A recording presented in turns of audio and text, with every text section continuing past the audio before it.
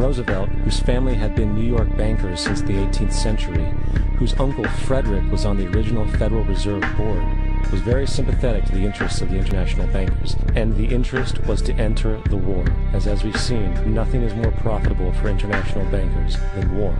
In a journal entry by Roosevelt's Secretary of War Henry Stimson, dated November 25, 1941, he documented a conversation he had with Roosevelt. The question was, how should we maneuver them into firing the first shot? It was desirable to make sure the Japanese be the ones to do this, so that there should remain no doubt as to who were the aggressors. In the months leading up to the attack on Pearl Harbor, Roosevelt had done almost everything in his power to anger the Japanese, showing a posture of aggression. He halted all of Japan's imports of American petroleum. He froze all the Japanese assets in the United States. He made public loans to nationalist China and supplied military aid to the British, both enemies of Japan in the war, which, by the way, is completely in violation of international war rules. And on December 4th, 3 days before the attack, Australian intelligence told Roosevelt about a Japanese task force moving towards Pearl Harbor. Roosevelt ignored it.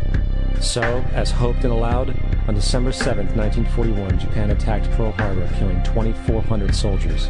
Before Pearl Harbor, 83% of the American public wanted nothing to do with the war. After Pearl Harbor, 1 million men volunteered for the war.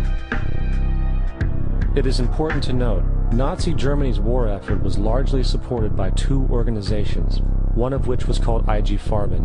IG Farben produced 84% of Germany's explosives, and even the Zyklon B used in the concentration camps to kill millions. One of the unspoken partners of IG Farben was J.D. Rockefeller's Standard Oil Company in America.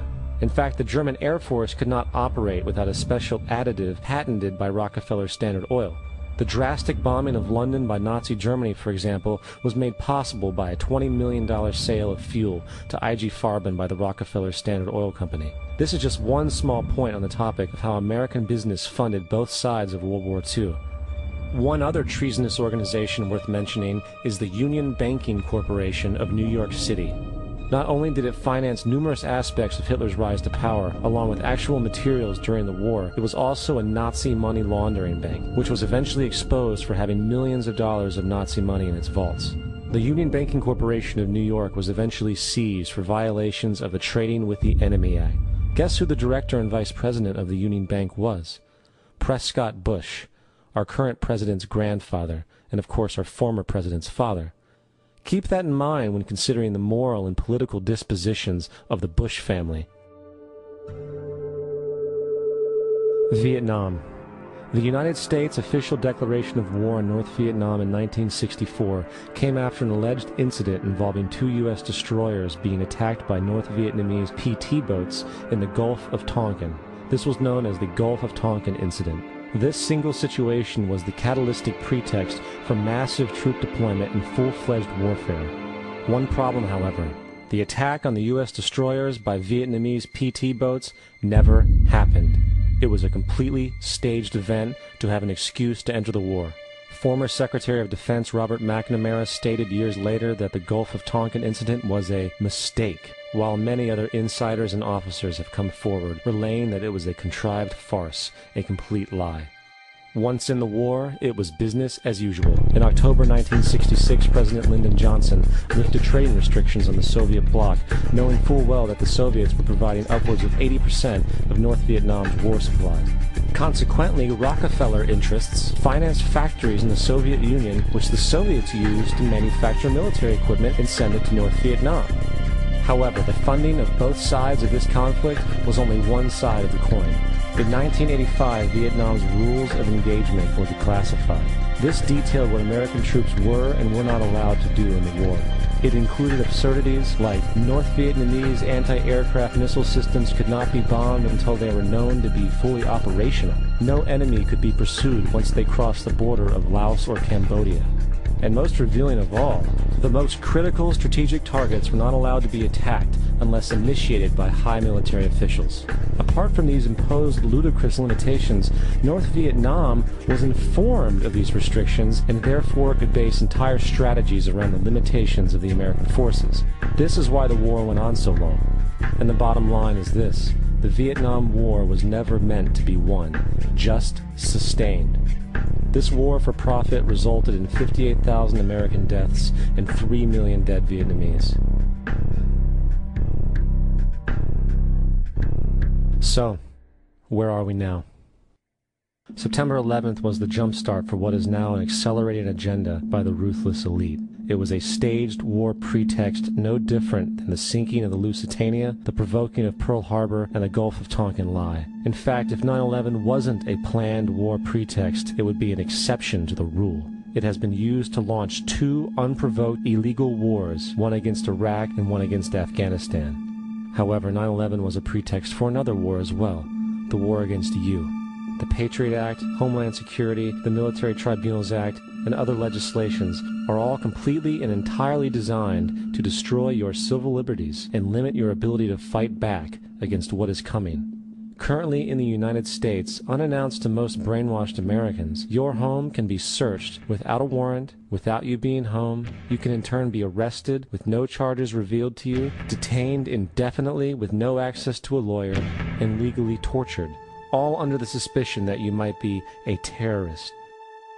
If you need a painted picture of what is happening in this country, let's recognize how history repeats itself. In February 1933, Hitler staged a false flag attack, burning down his own German parliament building, the Reichstag, and blamed it on communist terrorists. In the next few weeks, he passed the Enabling Act, which completely eradicated the German Constitution, destroying people's liberties.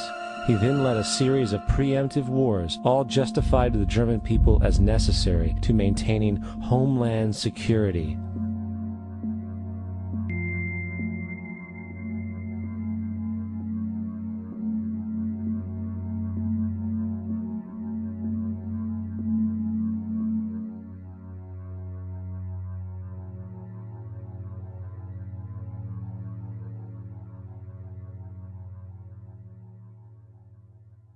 Am Schicksal des Kommunismus und der sich mit ihm verbrüdernden anderen Organisationen ändert dies nichts. Our enemy is a radical network of terrorists and every government that supports them. It's time to wake up. The people in power go out of their way to make sure that you are perpetually misled and manipulated. The majority's perception of reality, especially in the political arena, is not their own. It is shrewdly imposed upon them without them even knowing it. For example, the public at large actually believes the invasion of Iraq is going badly, as sectarian violence doesn't seem to stop. What the public fails to see is that the destabilization of Iraq is exactly what the people behind the government want. This war is to be sustained so the region can be divided up, domination of the oil maintained, continual profits reaped for the defense contractors, and most importantly, permanent military bases established to be used as a launching pad against other oil-bearing, non-conforming countries such as Iran and Syria.